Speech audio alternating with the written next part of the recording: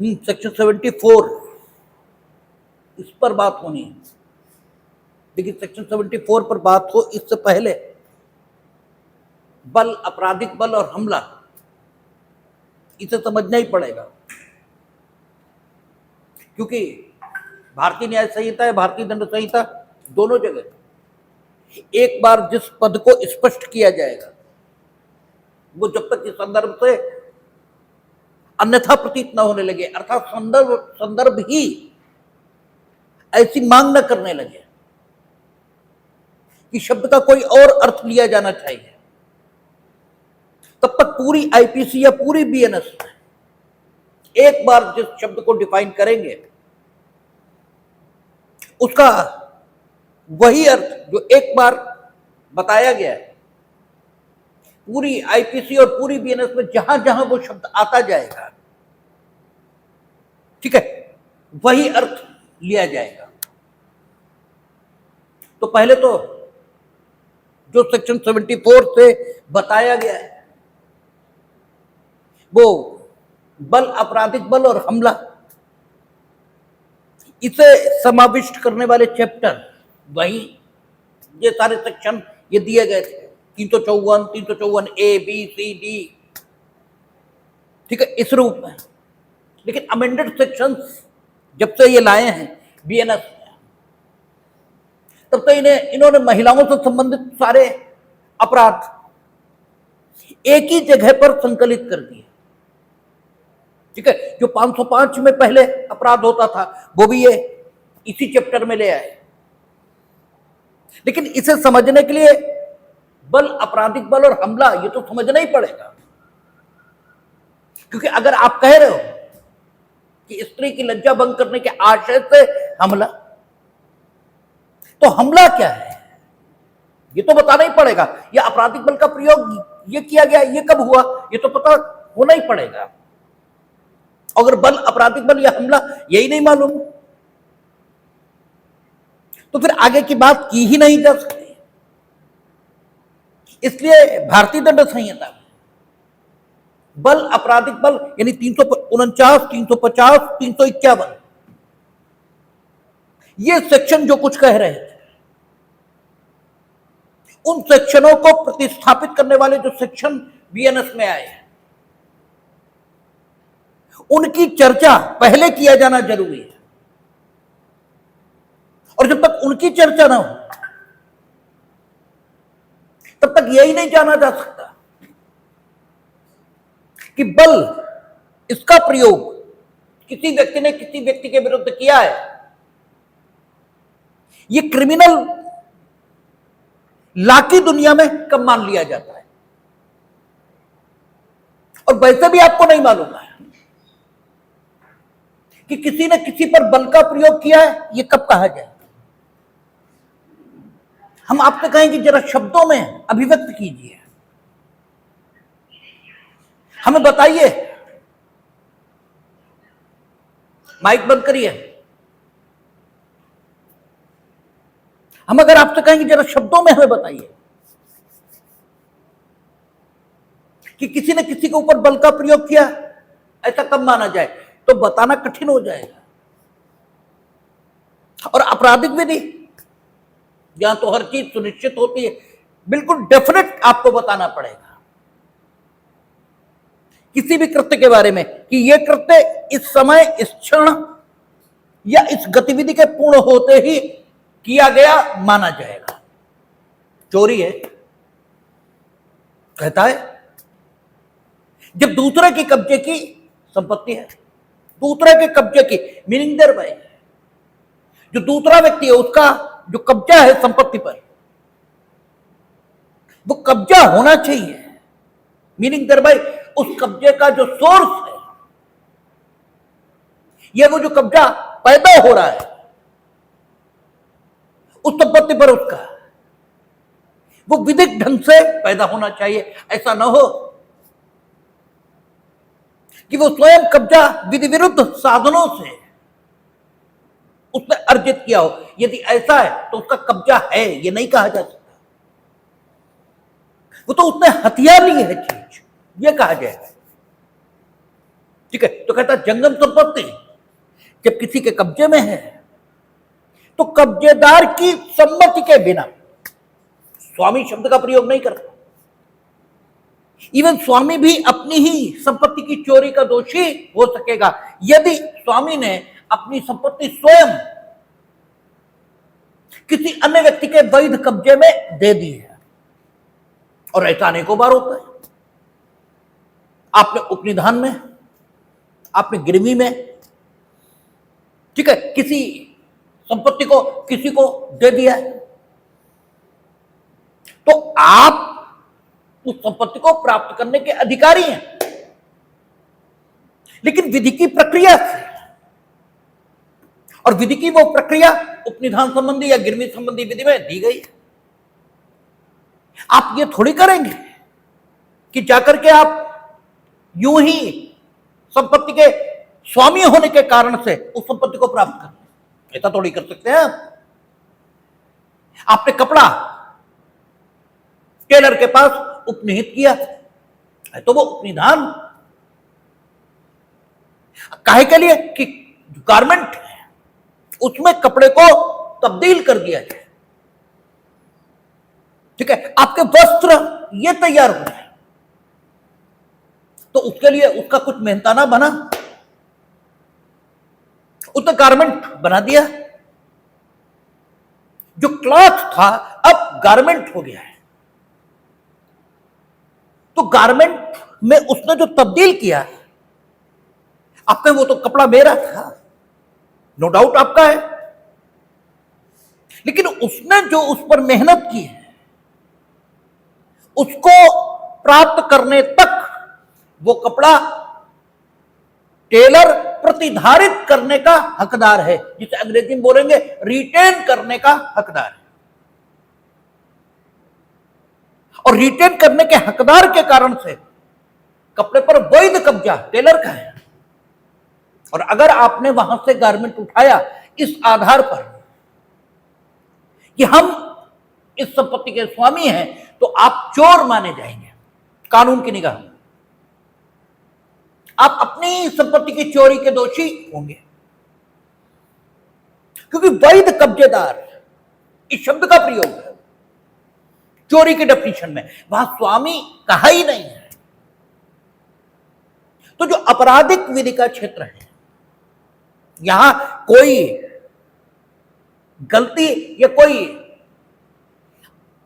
Misunderstanding या ambiguity,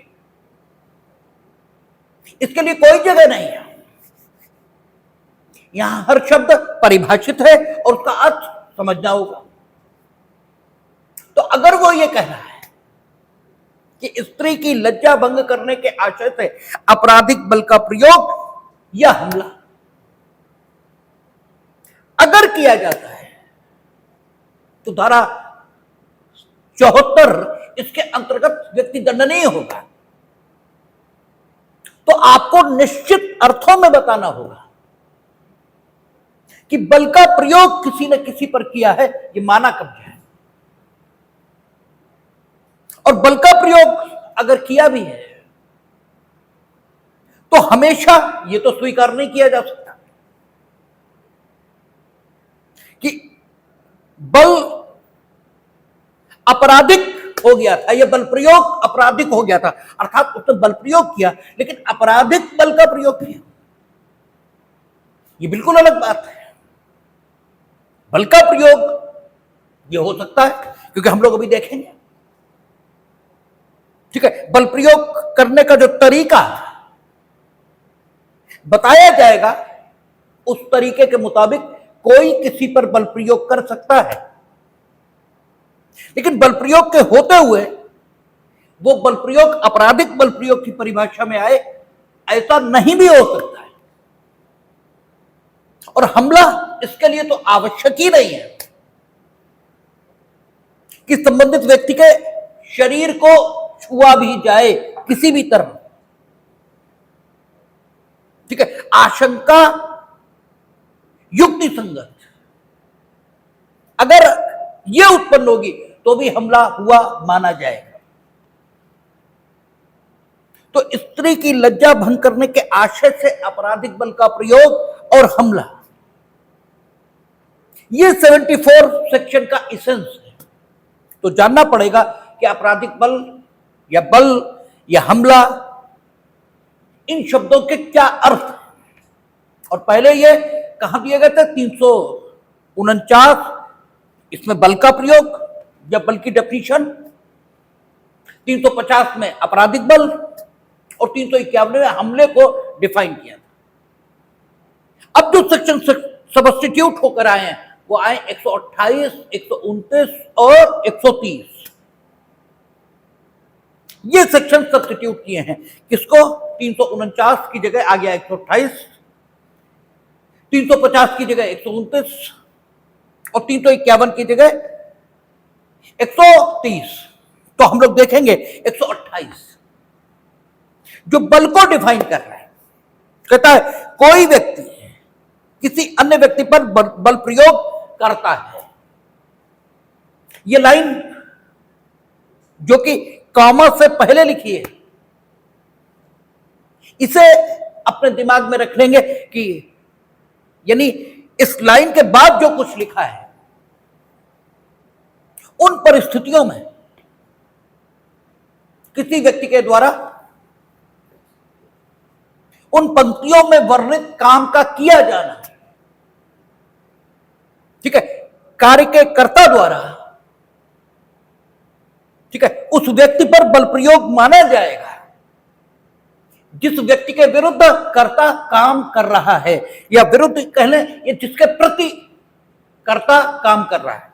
क्योंकि उसने कहा कि कोई व्यक्ति किसी अन्य व्यक्ति पर बल का प्रयोग करता है, यह कहा जाता है यदि वह उस अन्य व्यक्ति में, ठीक है, यदि कोई व्यक्ति किसी व्यक्ति पर बल का प्रयोग करता है। दो व्यक्ति हो गए, एक व्यक्ति वो जिसे कोई व्यक्ति कह रहा है वो, और एक व्यक्ति वो जिसे वो किसी व्यक्ति कह रहा है। कोई व्यक्ति किसी व्यक्ति पर बल का प्रयोग करता है, यह कहा जाता है, जबकि वह उस अन्य व्यक्ति में, यह वह शब्द किसके लिए आ रहा? कोई व्यक्ति, ठीक है, उसको डिनोट करने के लिए बाद में वह शब्द आ गया, और किसी व्यक्ति इसे डिनोट करने के लिए बाद में अन्य व्यक्ति आ गया। कहता कोई व्यक्ति किसी व्यक्ति पर बल का प्रयोग करता है, यह कहा जाता है, जबकि वह व्यक्ति उस अन्य व्यक्ति में क्या करता है? गति उत्पन्न करता है। यह गति परिवर्तन या गतिहीनता यह कारित कर देता है, मीनिंग देता है।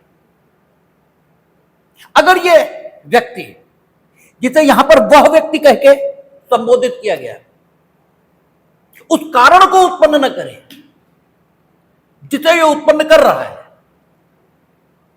तो उस अन्य व्यक्ति में जिसे यहां पर दूसरा व्यक्ति माना गया, जिसके प्रति यह कारण को उत्पन्न कर रहा है अपना काम करके, उसमें गति परिवर्तन या गतिहीनता यह होगी नहीं, यानी उसकी स्थिति में कोई परिवर्तन नहीं होगा, क्योंकि उसकी स्थिति में परिवर्तन आ रहा है, और परिवर्तन जिस वजह से आ रहा है वो वजह इस व्यक्ति के काम के परिणाम स्वरूप उत्पन्न हो रही है।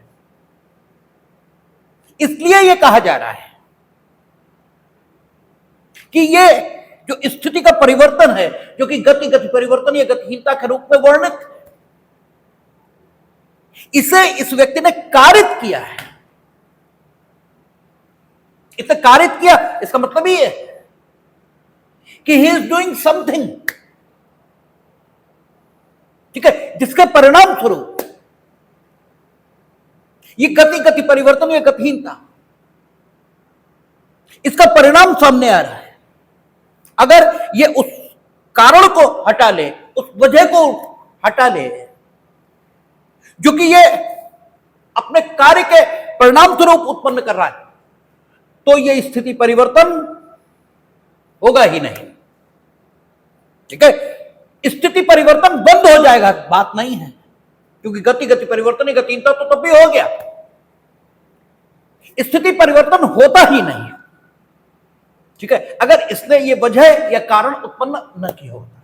ठीक है, तो कहता है गति परिवर्तन या गतिहीनता खारिज कर देता है, ठीक है, या खारिज कर देता है। इसका मतलब क्या हुआ?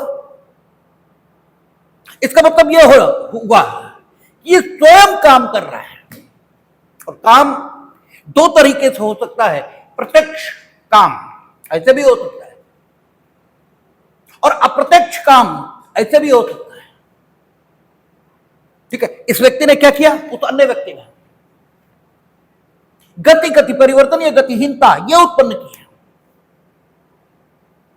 ठीक है, कैसे उत्पन्न किए? मीनिंग देयर बाय, इसका मतलब ये सीधे सीधे निकल रहा है कि इसने जो कुछ किया वो बड़ा प्रत्यक्ष है।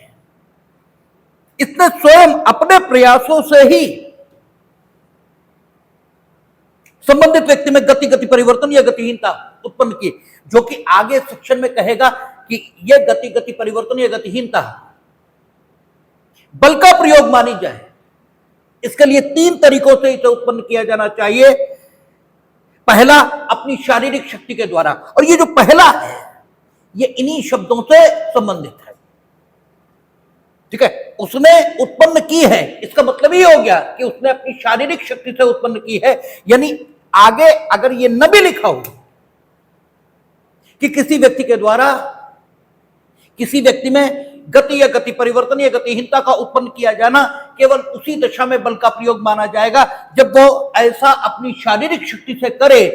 तो भी अगर ये न भी लिखा हो तो भी ऊपर के शब्द जहां यह लिखा है कि कोई व्यक्ति किसी व्यक्ति पर बल का प्रयोग करता है, यह कहा जाता है जब वह व्यक्ति उस अन्य व्यक्ति में गति परिवर्तन या गतिहीनता कारित कर देता है। इन शब्दों में यह समाहित माना जाएगा कि जबकि वह ऐसा अपनी शारीरिक शक्ति से करता है।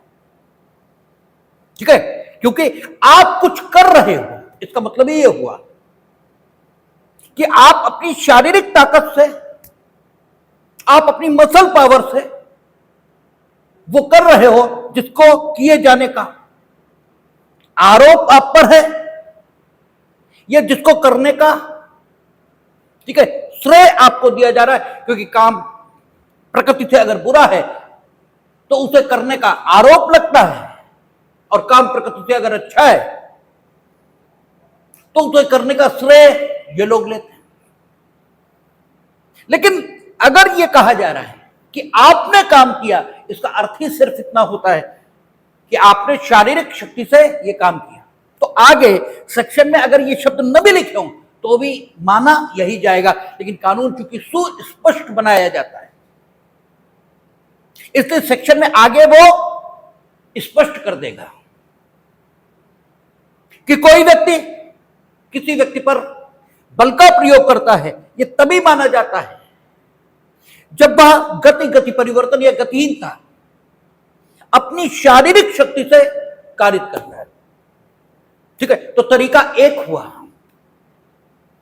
जब आप किसी पर बल प्रयोग गति परिवर्तन या गतिहीनता के रूप में अपनी प्रत्यक्ष शक्ति के प्रयोग द्वारा कारित कर सकते हैं। दूसरा तरीका यह भी हो सकता है कि आप अपनी शारीरिक शक्ति का प्रयोग सीधे सीधे उस अन्य व्यक्ति के विरुद्ध नहीं कर रहे, बल्कि आपने क्या किया, किसी पदार्थ का व्ययन किया। और आपको खूब मालूम है व्ययन करने का तरीका क्या है, यह भी अलग बात है। ठीक है, पदार्थ का व्ययन करना अंग्रेजी में कहेंगे डिस्पोज ऑफ करना। ठीक है, आप किसी सबस्टेंस को डिस्पोज ऑफ करना। ठीक है, तो पदार्थ के व्ययन के कई तरीके हो सकते हैं,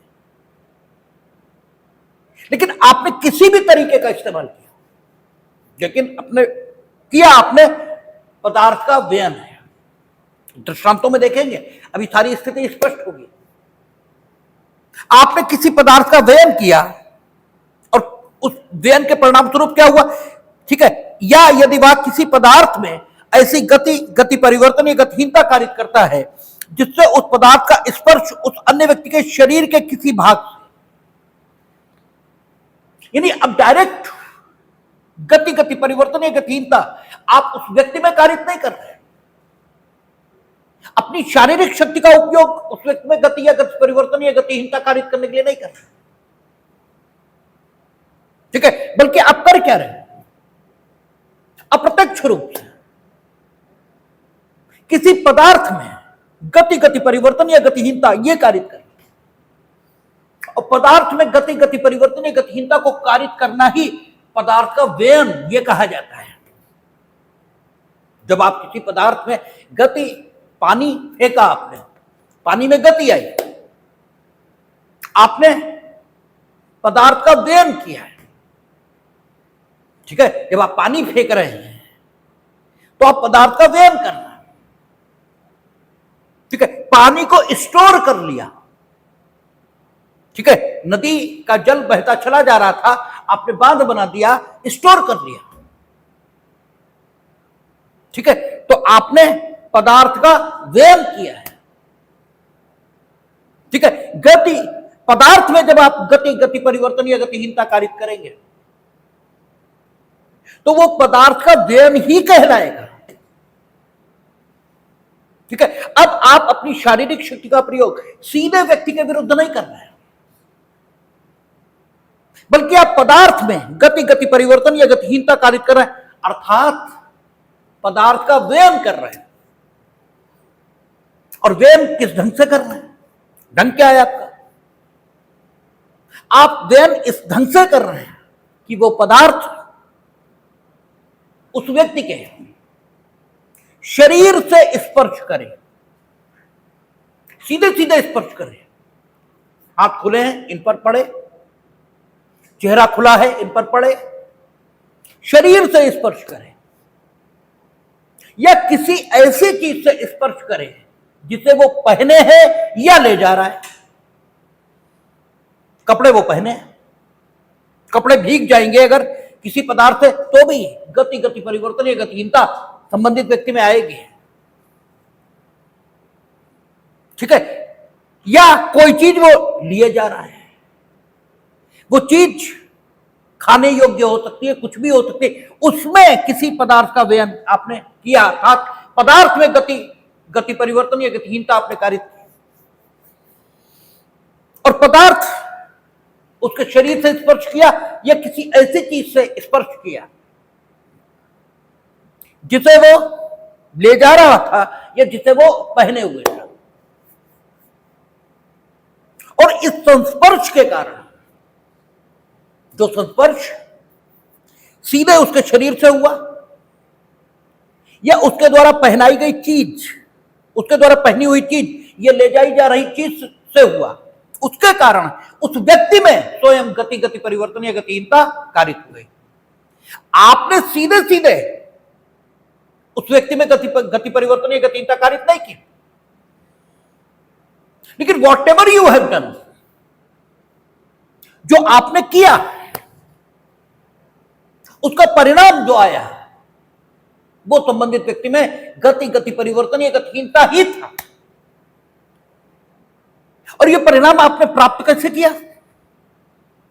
किसी पदार्थ में गति परिवर्तन या गतिहीनता उत्पन्न करके, अर्थात पदार्थ का व्ययन करके,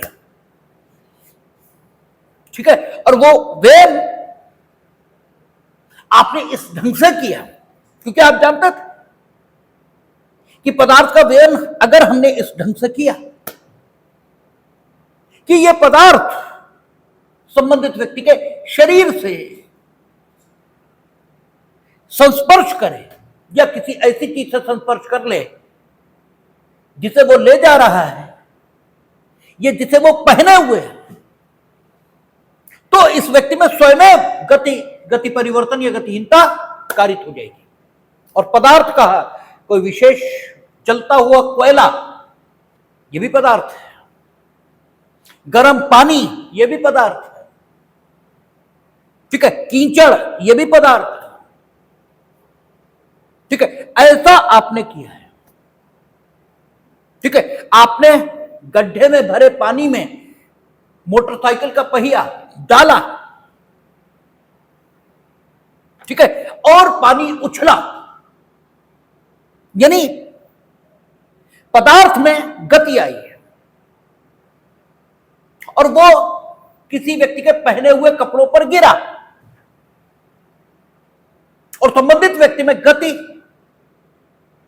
या तो वो खड़ा है तो उछल जाएगा, तो गति आएगी, ठीक है, या रुककर कपड़े साफ करेगा तो गतिहीनता होगी,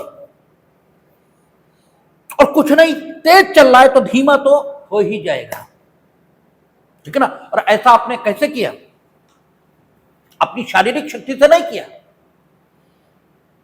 पदार्थ में गति परिवर्तन या गतिहीनता, इसे कारित करके किया, अर्थात पदार्थ का व्ययन करके आपने किया। और ये व्ययन इस प्रकार से था कि इसने संबंधित व्यक्ति के शरीर को स्पर्श किया, या उसके द्वारा पहनी हुई या ले जाई जा रही चीज को स्पर्श किया, और ऐसे संस्पर्श ने इस व्यक्ति में गति परिवर्तन या गतिहीनता ये कारित करती है, ठीक है। इसलिए इस व्यक्ति के बारे में कहा जाएगा कि इसने उस अन्य व्यक्ति में, ठीक है, जिसने ये काम किया पदार्थ में गति परिवर्तन या गतिहीनता कारित करने का, इसने उस अन्य व्यक्ति में जिसमें गति परिवर्तन या गतिहीनता आई है उस पर बल का प्रयोग किया है, ये माना जाएगा, ठीक है। और इसीलिए हमने कहा पहली लाइन दिमाग में रख लीजिए, कोई व्यक्ति किसी व्यक्ति पर बल का प्रयोग करता है, अब कामा लगाकर उसका उदाहरण देने शुरू किए, यानी नीचे सेक्शन में जितनी बातें आएंगी उनमें से किसी एक बात के मौजूद होने पर भी यह माना जाएगा कि संबंधित व्यक्ति ने संबंधित व्यक्ति पर बल का प्रयोग किया है, ठीक है। और यह बल का प्रयोग जब उन आशयों को प्राप्त करने के लिए होगा जिन आशयों का वर्णन धारा 129 में किया जाएगा,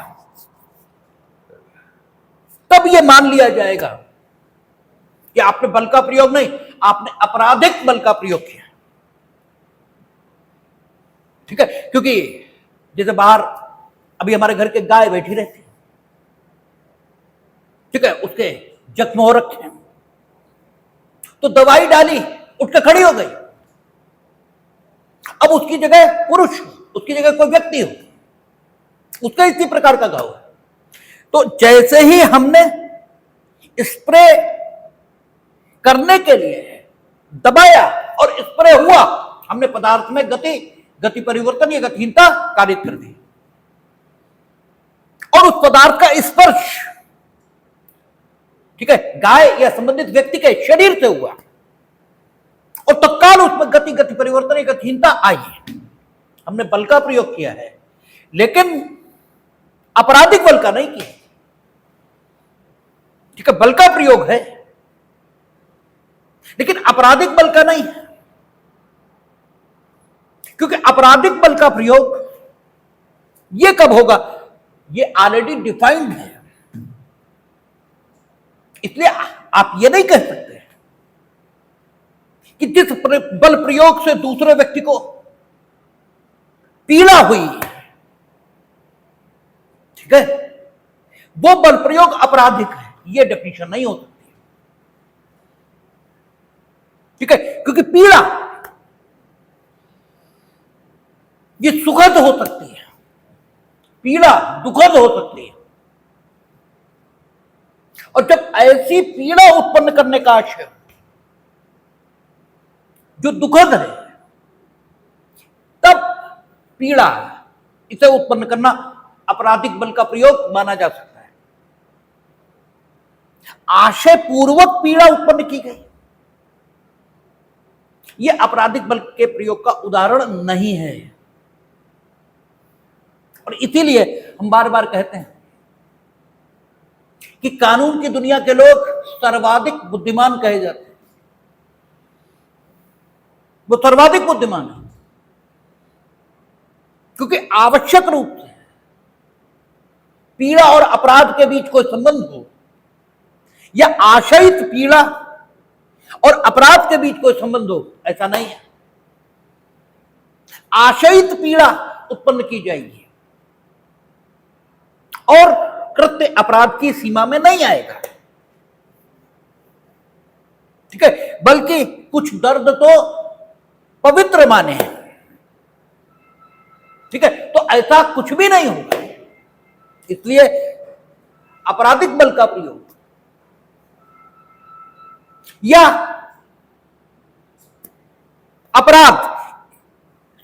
बल का प्रयोग और अपराध, इसके बीच कोई संबंध नहीं है, ठीक है। तो बल का प्रयोग दो तरीकों से हम लोगों ने देखा। बल का प्रयोग मीनिंग देयर बाय, एक व्यक्ति ने एक व्यक्ति पर बल का प्रयोग किया है, ये दो तरीकों से संभव है। एक अपनी शारीरिक शक्ति से, और दूसरा जब आपने पदार्थ में बयान ये उत्पन्न किया। पहला प्रत्यक्ष है, डायरेक्ट मेथड है,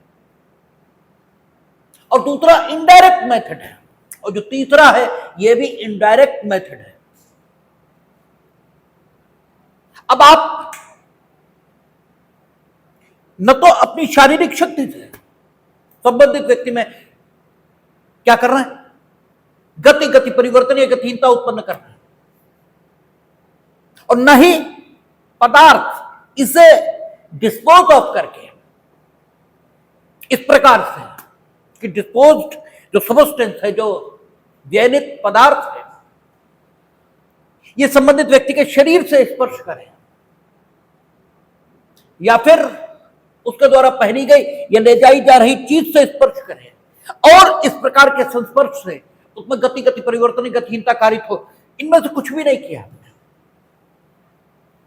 बल्कि आपने अब तीसरा तरीका अपनाया है। आप क्या कर रहे हैं, किसी जीव जंतु में गति परिवर्तन या गतिहीनता यह कारित करना, और उस जीव जंतु के कारण संबंधित व्यक्ति में गति परिवर्तन या गतिहीनता कारित हो रही। देखें क्या कहता है, या किसी ऐसी चीज से, ठीक है, जो इस प्रकार स्थित है कि ऐसे संस्पर्श से उस अन्य व्यक्ति की संवेदन शक्ति पर प्रभाव पड़ता है, हो जाता है, ठीक है, या किसी ऐसी चीज जो इस प्रकार स्थित है, ठीक है, यानी इसमें जानवर या अन्य कोई भी चीज आ जाएगी जो इस प्रकार स्थित है कि ऐसे संस्पर्श से उस अन्य व्यक्ति की संवेदन शक्ति पर प्रभाव पड़ता है, ठीक है, जो इस प्रकार स्थित है। संबंधित व्यक्ति इसे पहने है, ले जा रहा है, इससे मतलब नहीं, बस ये चीज इस प्रकार स्थित है। इसके दृष्टांत अभी मिलेंगे, ठीक है, कि इस प्रकार स्थित है कि ऐसे संस्पर्श से, अच्छा नहीं, ये पिछले का ही भाग है, पिछले का ही, हाँ, जिससे उस पदार्थ का स्पर्श उस अन्य व्यक्ति के शरीर से किसी भाग से या किसी ऐसी चीज से जिसे वह अन्य व्यक्ति पहने हुए या ले जा रहा है, या किसी ऐसी चीज से, ये पदार्थ वाला ही, ठीक है, ये जीव जंतु वाला नहीं है, ये तीसरा तरीका नहीं है, ठीक है, बल्कि पदार्थ के ही संबंध में कह रहा है कि शरीर से स्पर्श हो रहा है, किसी ऐसी चीज से हो रहा है जिसे यह व्यक्ति पहने या ले जा रहा है, या किसी ऐसी चीज से हो रहा है जो चीज इस प्रकार स्थित है कि जिससे पदार्थ का संस्पर्श होने से इस व्यक्ति की संवेदन शक्ति पर प्रभाव पड़ रहा है। कोई चीज है जो इस प्रकार स्थित है, ठीक है, और पदार्थ का व्ययन आपने किया जो उस चीज से स्पर्श हो रहा है, यानी जो व्ययनित पदार्थ है वो पहनी हुई चीज से स्पर्श करे, ले जाई जा रही चीज से स्पर्श करे नहीं, शरीर से स्पर्श करे नहीं, बल्कि तीसरा तरीका, कोई चीज जो इस प्रकार स्थित है, ठीक है, जिससे वो स्पर्श कर रहा है, गद्दी पर बबल गम चिपका दिया। ठीक है, बबल गम खाया और गद्दी पर चिपका दिया। और विभक्त उदाहरण देते हैं ताकि आपको समझ में आए। ठीक है, गद्दी पर थूक दिया। आदमी उठकर मूंगफली लेने गया, तब तक पान की पीक उसकी गद्दी पर थूक दी। ठीक है, अब पदार्थ का वेन आपने किया है। ठीक है, जो थूक है, जो पीक है, वो पदार्थ में आएगी। ठीक है, न तो पहनी हुई चीज से स्पर्श किया, न ले जाई जा रही चीज से स्पर्श किया, न उसके शरीर से स्पर्श किया, बल्कि वो चीज गद्दी जो इस प्रकार स्थित है उससे पदार्थ का संस्पर्श हुआ। ठीक है, पदार्थ का संस्पर्श उससे हुआ जो, ठीक है, जो इस प्रकार स्थित है कि ऐसे संस्पर्श से उस अन्य व्यक्ति की संवेदन शक्ति पर प्रभाव पड़ता है। अब वो आया, उतना नहीं देख पाया और वो उस पर बैठ गया और बैठते ही उठ खड़ा हुआ।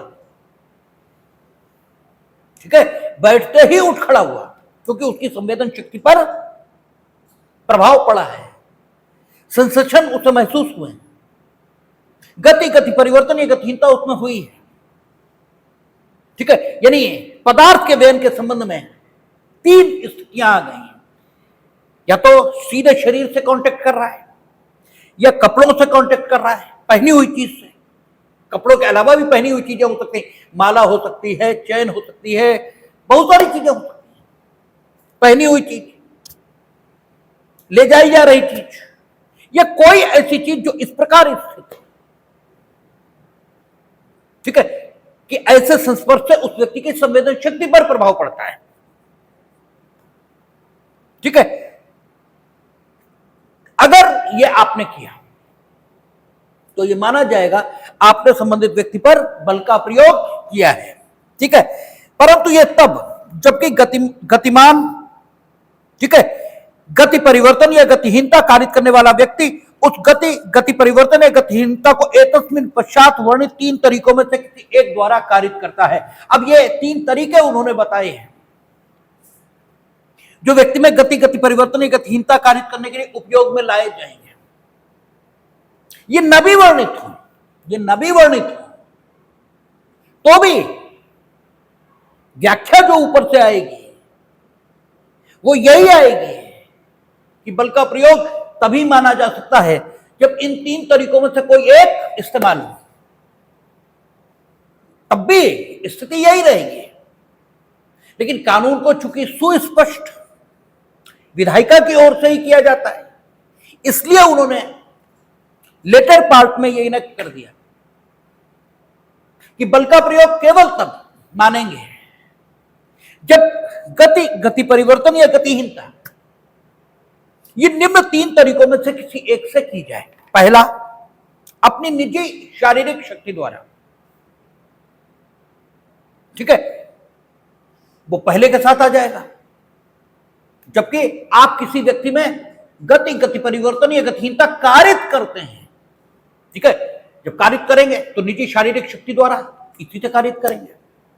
ठीक है ना, ऊपर जो आया था कि कोई व्यक्ति किसी व्यक्ति पर बल का प्रयोग करता है, यह कहा जाता है जबकि वह उस अन्य व्यक्ति में गति परिवर्तन या गतिहीनता कारित करता है।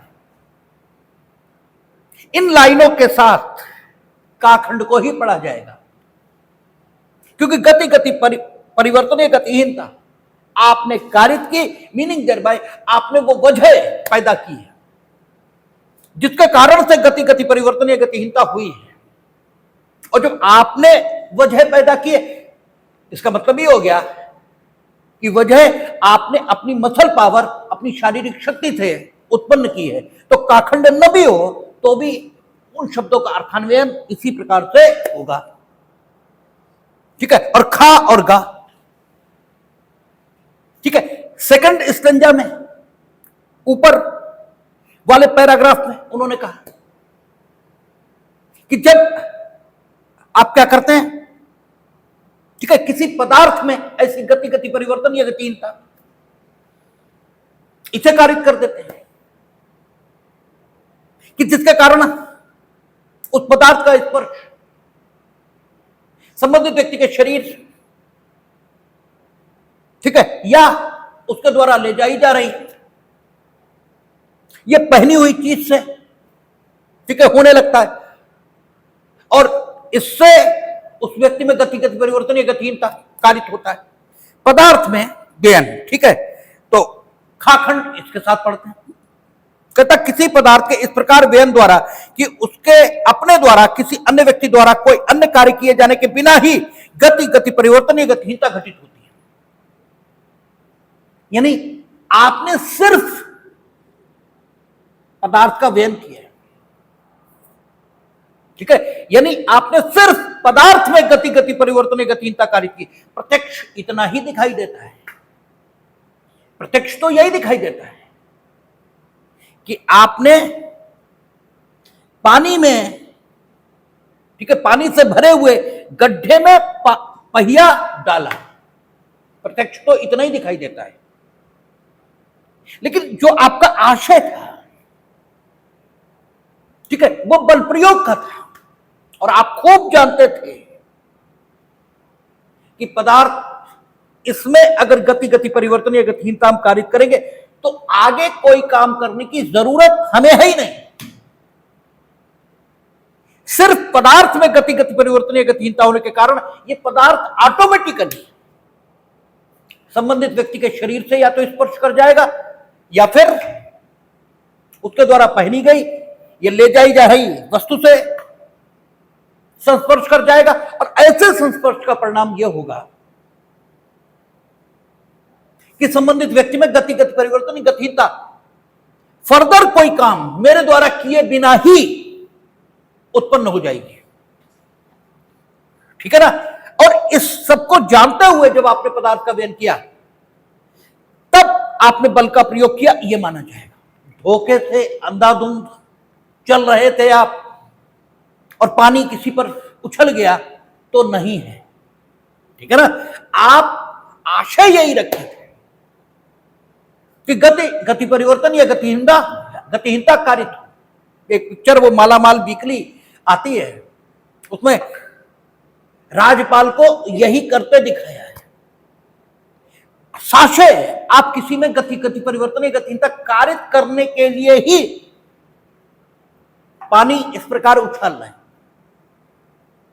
ठीक है, पानी उछाला आपने और ऐसा हो गया। ये तो रोज ही होता है, जब बरसात होती तब ऐसा होता है।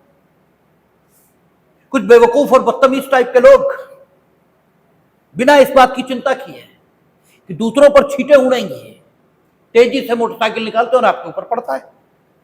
आप में गतिगत परिवर्तन या गतिहीनता ये भी होता है और इसी प्रकार से होता है, लेकिन वो बल का प्रयोग नहीं है,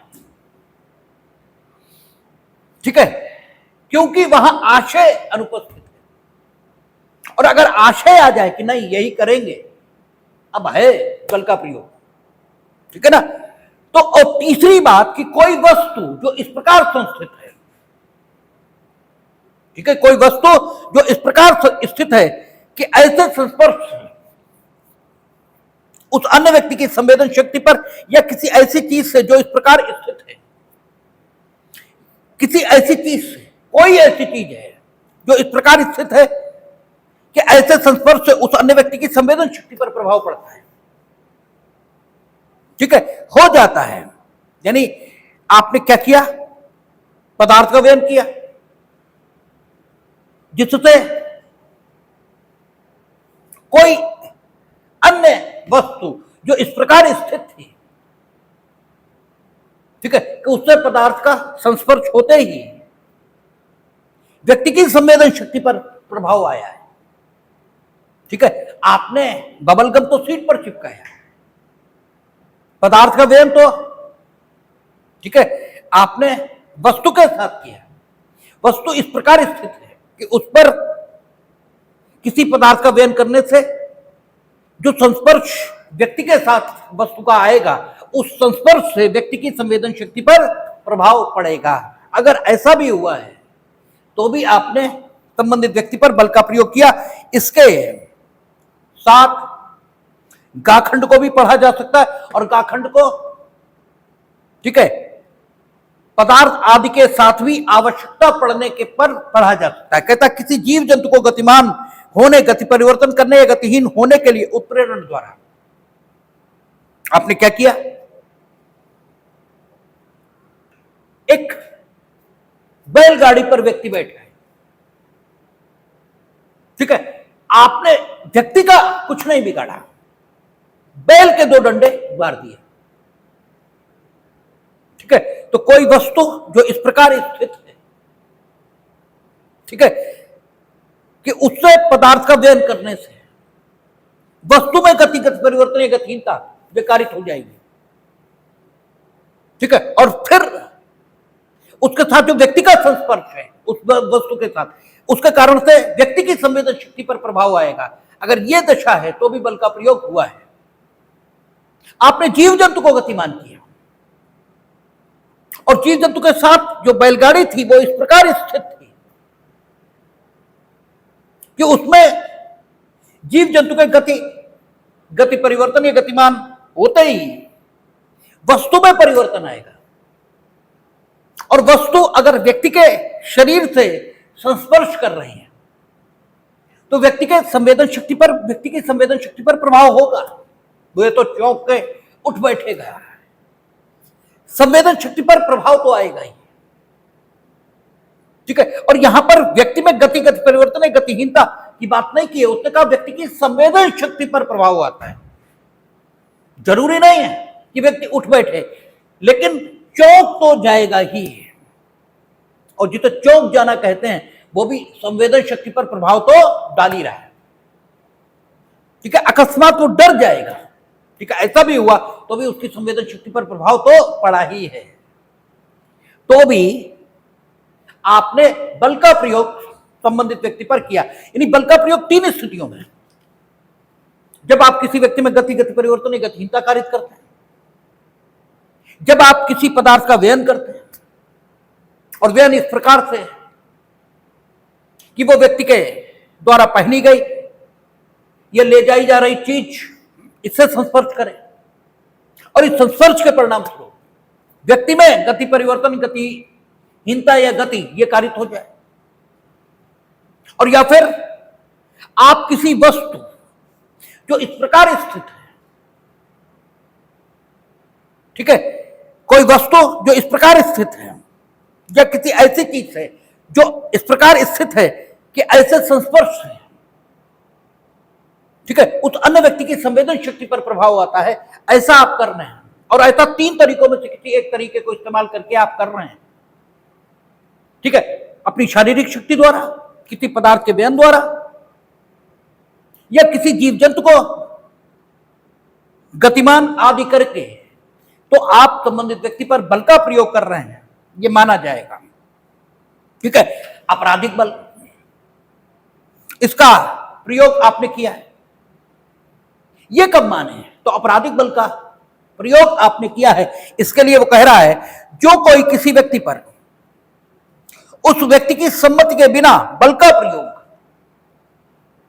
किसी अपराध को करने के लिए, उस व्यक्ति को जिस पर बल का प्रयोग किया जाता है, क्षति, भय या क्षोभ ऐसे बल के प्रयोग से कारित करने के आशय से, या ऐसे बल के प्रयोग से संभाव्यता कारित करेगा, ये जानते हुए साशय करता है, वह उस अन्य व्यक्ति पर आपराधिक बल का प्रयोग करता है, ये कहा जाता है। यहां पर एक प्रॉब्लम आपसे अक्सर पूछ ली जाती है कि एक व्यक्ति को उसकी सम्मति के बिना, एक वयस्क व्यक्ति को उसकी सम्मति के बिना डॉक्टर ब्लड चढ़ा देता है, क्या डॉक्टर ने कोई अपराध किया है? ये डॉक्टर द्वारा बल का ये ब्लड चढ़ाया जाना है, निम्न में से क्या माना जाएगा? ये क्या माना जा सकता है? बल का प्रयोग, आपराधिक बल का प्रयोग, हमला आदि आदि, ठीक है। तो ये आपराधिक बल का प्रयोग माना जाएगा। इसलिए माना जाएगा भले ही डॉक्टर का आशय कुछ भी हो, क्योंकि डॉक्टर के आशय पर ध्यान नहीं देंगे। क्यों नहीं देंगे? इसलिए नहीं देंगे क्योंकि सेक्शन यही कह रहा है।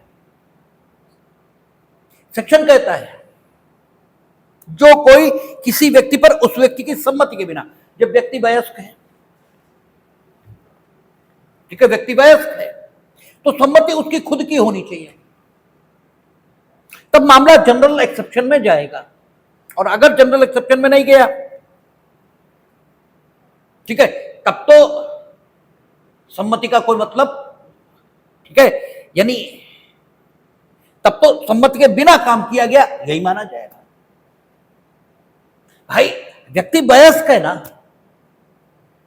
तो डॉक्टर को सम्मति तो दे, क्योंकि हम लोगों ने देखा था आईपीसी में 88, 89, 87, ये सारे सेक्शन सम्मति की बात कर रहे हैं, ठीक है। और 89 अवयस्क और विकृत व्यक्ति के संबंध में सम्मति संरक्षक की जरूरी मान रहा था, ठीक है। लेकिन जहां तक एक वयस्क व्यक्ति का सवाल था, उसमें तो 88, ठीक है, काम आती थी, और उसमें स्वयं उस व्यक्ति की सम्मति चाहिए। अगर वो वयस्क है तो सम्मति तो आपने ली नहीं, ठीक है। जबकि वो क्या कह रहा, कोई किसी व्यक्ति पर उस व्यक्ति की सम्मति के बिना बल का प्रयोग अगर करता है तो एक चीज तो मिल गई, आपने सम्मति के बिना बल का प्रयोग किया। क्यों? आपने खून में, पदार्थ में ऐसी गति उत्पन्न की है, ठीक है ना। आपने जो इक्विपमेंट्स लगाए हैं, ठीक है, ब्लड ट्रांसफ्यूजन के लिए, उसके माध्यम से आपने ब्लड में गति तो उत्पन्न की। और जब आपने ब्लड में गति उत्पन्न कर दी, तो आपके द्वारा कुछ किए बिना ही, आपके द्वारा फर्दर कुछ किए बिना ही वो ब्लड उसके शरीर से संपर्क में आएगा, और उससे उसमें गति परिवर्तन या गतिहीनता ये तो होगी ही होगी, कम से कम लेटना तो पड़ेगा ही, तो गतिहीनता ये तो आई गई। गति या गति परिवर्तन भले ही ना हुआ हो, गतिहीनता ये तो आई गई। और ऐसा कैसे हुआ? संबंधित व्यक्ति की सम्मति के बिना, ठीक है। अब आगे देखें, बिना बल का प्रयोग किसी अपराध को करने के लिए उस व्यक्ति को जिस पर बल का प्रयोग किया जाता है, ठीक है, क्षति, भय या क्षोभ ऐसे बल के प्रयोग से कारित करने के आशय से, ठीक, डॉक्टर का यह आशय नहीं था ब्लड ट्रांसफ्यूजन के पीछे, ना तो उसे क्षति कारित करने का आशय था, ठीक है ना, ना ही भय कारित करने का आशय था, और ना ही क्षोभ कारित करने का आशय था।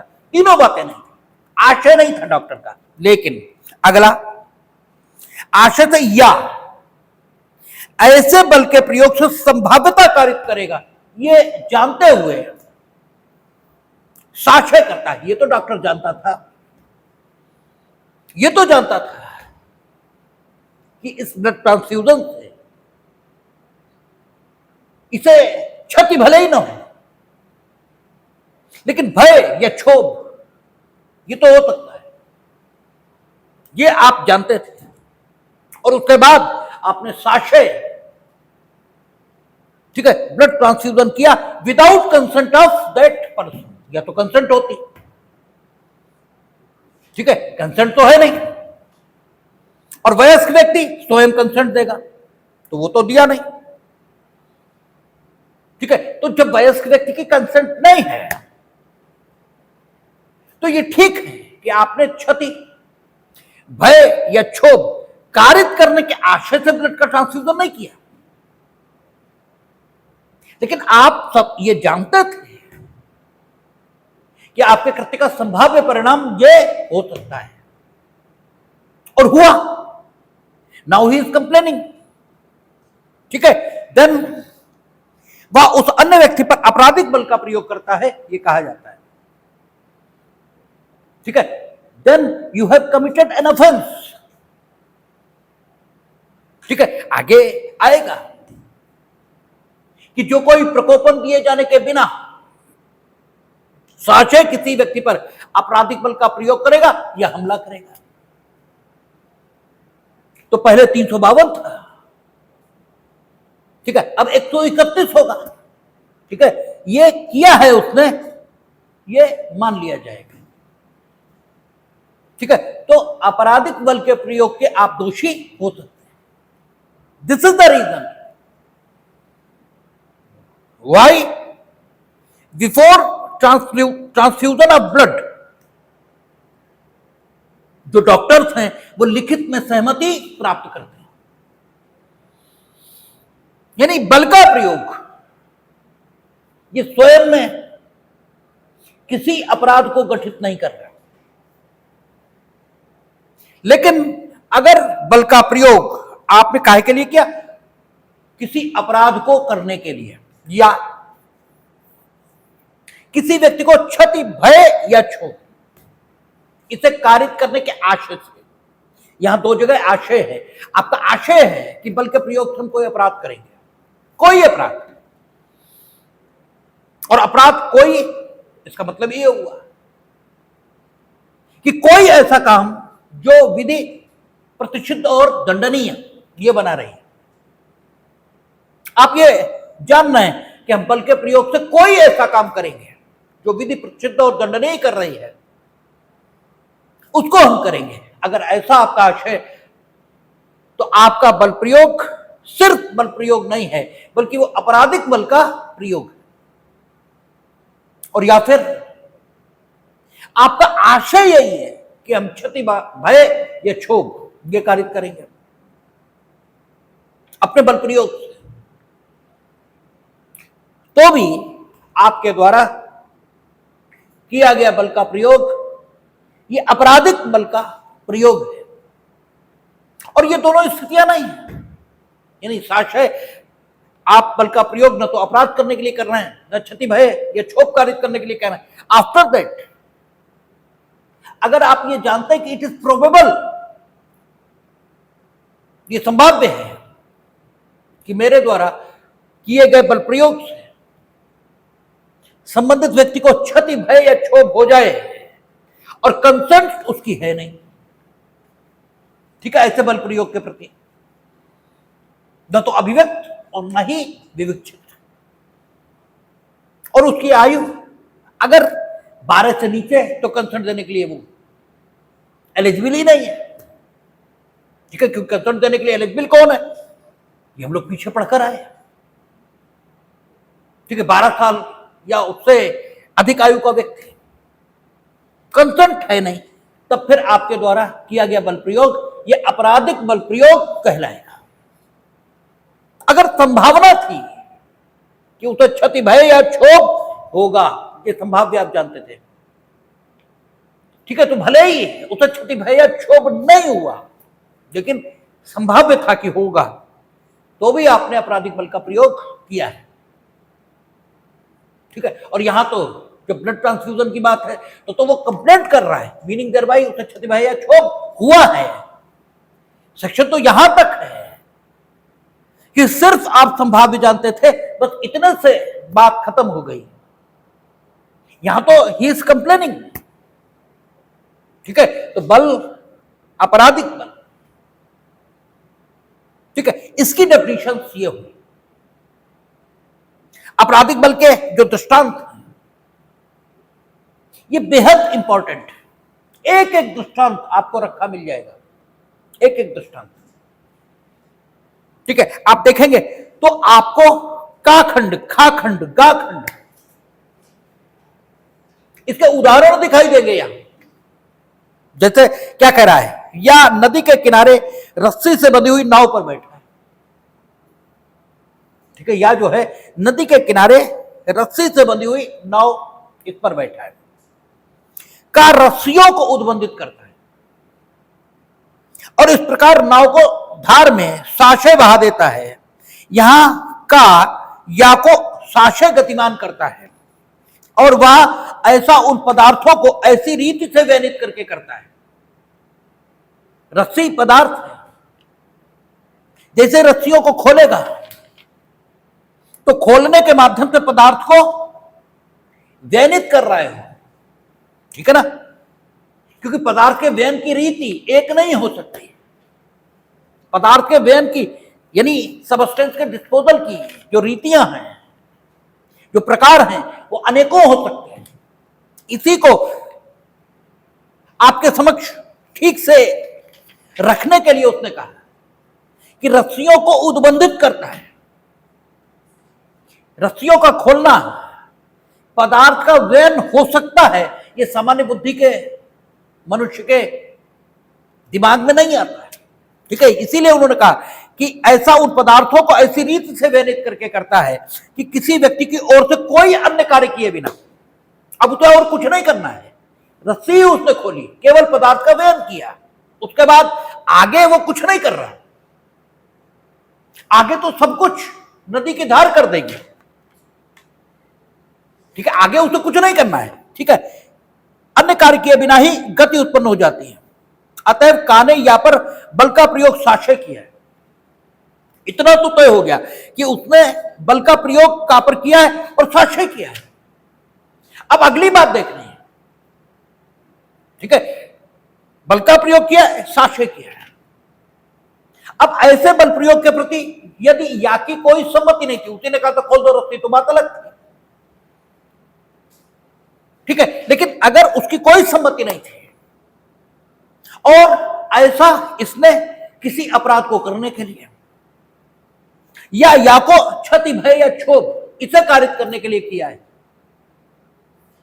तो फिर स्थिति यह बनेगी, या ये संभाव्य जानता था कि इसे क्षति भय या क्षोभ होगा इस काम से। ठीक है, तो फिर स्थिति यह बन रही है कि इसके द्वारा किया गया यह बल प्रयोग कैसा है, आपराधिक बल का प्रयोग कहलाएगा। ठीक है, तो ये एक दृष्टांत हुआ। इसके सारे दृष्टांतों पर बात होगी क्योंकि ये बेहद इंपॉर्टेंट है। आप देखेंगे तो आपको हमेशा ये प्री के पेपर्स में रखे मिलेंगे। लेकिन सारे बातों पर और हमला इस पर कल चर्चा करने के बाद फिर आगे उधर बात हो पाएगी। देखेंगे कल, बात करेंगे।